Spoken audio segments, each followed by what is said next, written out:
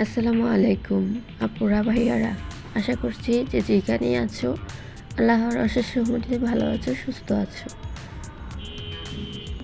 আমি তানজিনা, তোমাদের মাঝে ঢাকা থেকে আবার নতুন আরেকটি ব্লগ নিয়ে হাজির হলাম। আশা করছি আজকের এই ব্লগটি ভালো লাগবে। যদি আমার এই ব্লগটি ভালো লেগে থাকে অবশ্যই একটা লাইক করে ভিডিওটা কন্টিনিউ করে সাথে থেকো, যেন আমি নতুন ভিডিও সারার সাথে সাথে তোমরা পেয়ে যেতে পারো। তো দেখো, আমার যেহেতু দাঁত ব্যথা ছিল আমি তোমাদের মাঝে তেমন ব্লগ শেয়ার করতে পারি নাই। আর ব্লগ শেয়ার না করলে তো দেখা যাচ্ছে ভিউজ কমে যায় বা চ্যানেলটাও ডাউন হয়ে যায়। সেজন্য তোমাদের সাথে আজকে রান্না ছাড়া শর্টকাটের ভিতরে একটা ব্লগ শেয়ার করলাম।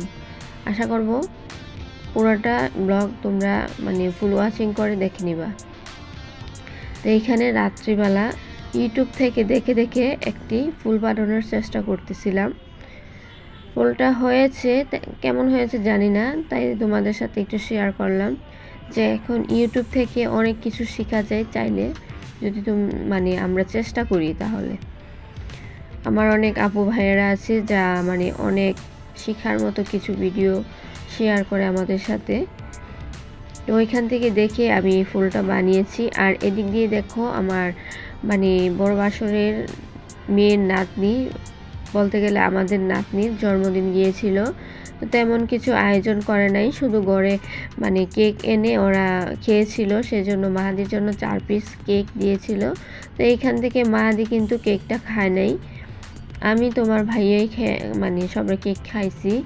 তো এই তো পরের দিন সকালে আমার যেহেতু অনেক দাঁত ব্যথা ছিল, তাই ভাবলাম যে হালকা একটু চা করে খাই। আর আমার কিন্তু গরম চা খেতে রং চা খেতে তেমন একটা ভালো লাগে না। তো এখানে রং চা আর মুড়ি খাচ্ছিলাম, দাঁতের জন্য ভালো লাগছিল ওই দিন চাটা খেয়ে। তারপর একটা নাপা ট্যাবলেট খেয়েছিলাম, ব্যথাটা কিছুটা কম ছিল।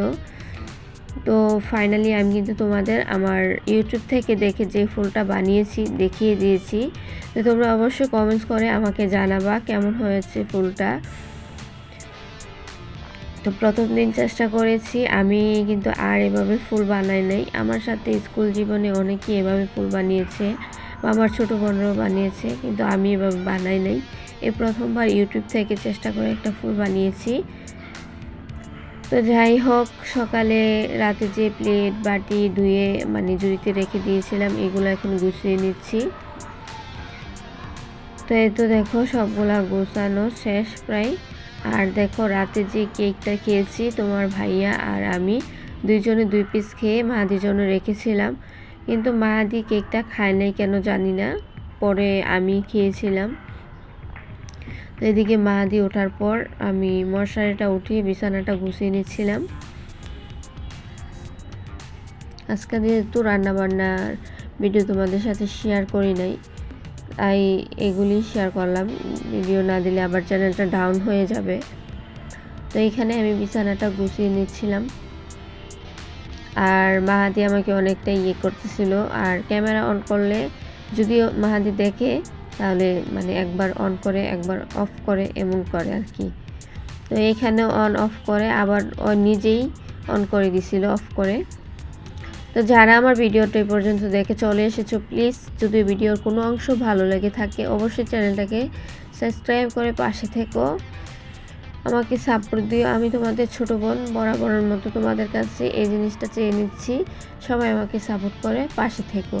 এদিকে দুপুর 12:30 1টার দিকে মাদিকে নুডলস রান্না করে দিয়েছিলাম, বলছিল নুডলস খাবে।